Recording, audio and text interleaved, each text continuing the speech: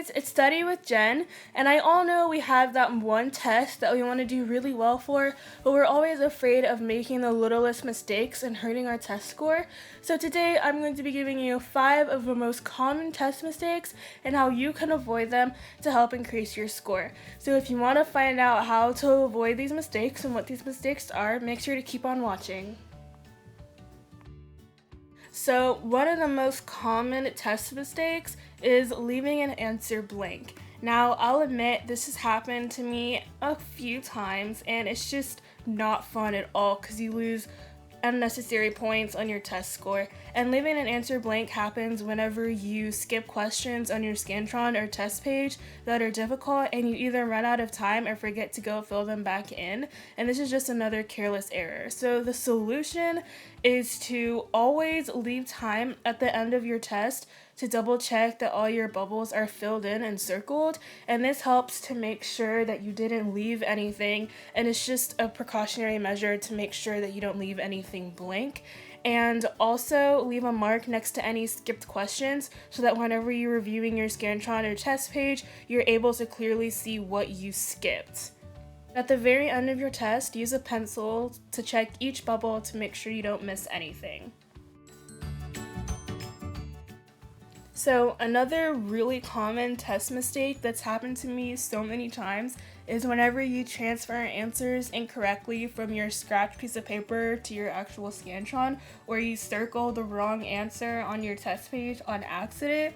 And this basically happens whenever you circle one answer on your scratch piece of paper but circle a different one on the actual Scantron, and this is due to rushing or not paying attention, and it's honestly just another mistake that takes away so many points. And solution is really simple. Just make sure to double check at the end of your test and make sure that the answer that you know is right is the one that you're actually circling and bubbling in on the Scantron, and make sure to always leave time at the end of your test to do this because you don't want to be caught circling the wrong thing when you actually had the right answer. And also, make sure to say the right answer in your head kind of to yourself, and that reduces the chance of you circling or bubbling the wrong thing. So another really careless mistake is poor time management, and this happens whenever you don't delegate your time on the test well, and you find yourself, for example, with 5 minutes to go, but 5 questions still left to answer, which is not good at all. And this especially is really bad whenever you have short answer questions, and this occurs whenever you spend too much time on a hard question or maybe even an easy question that you don't understand, or you don't divide time well for written questions at the end. And this is another careless mistake that takes away so many points. And now for the solution. Always take the first few moments at the beginning of your exam to assess the situation or how the test is set up to make sure that you can make your game plan right at the beginning of the test, and that makes it so much easier not to rush yourself and to pace yourself well.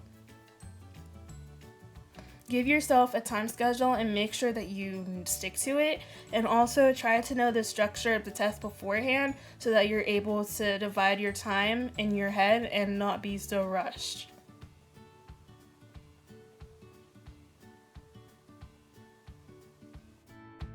So my 4th most common test mistake is not following the right directions.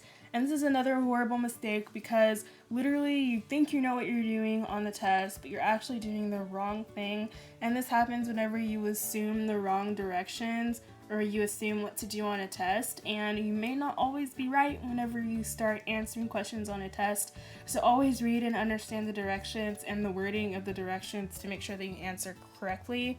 And this also happens whenever you misunderstand the terms of the directions, and is another careless mistake. Now, for the solution is to know certain directional words that are commonly used in directions and to know their meanings. So, for example, this will be words such as analyze, compare, contrast, outline, or explain. You don't want to define a term when really you're supposed to analyze it or compare two different terms. So personally, one of the biggest test taking mistakes for myself is second guessing yourself or second guessing myself.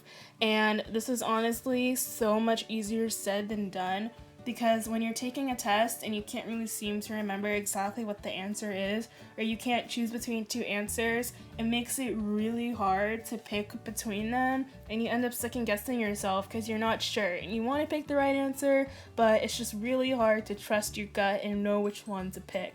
And this is another careless mistake. Now, to avoid this, honestly, just follow this rule.